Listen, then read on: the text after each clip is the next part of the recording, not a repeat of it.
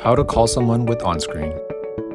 With the OnScreen app opened, first decide if you would like to make the OnScreen video call on your TV or on your phone. You can do so by selecting the option on the home screen.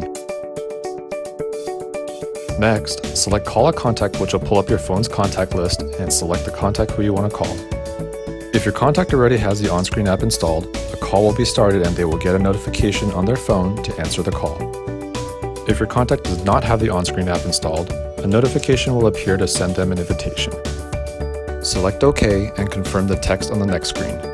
Once the text is sent, you will see a screen noting the connecting status while your contact is downloading the app.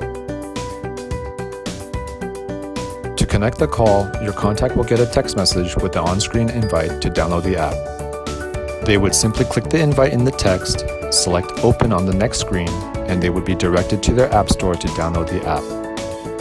OnScreen can be used on both iOS and Android, phones and tablets. Once the app is downloaded, no account setup is necessary for them, and the OnScreen video call will connect automatically.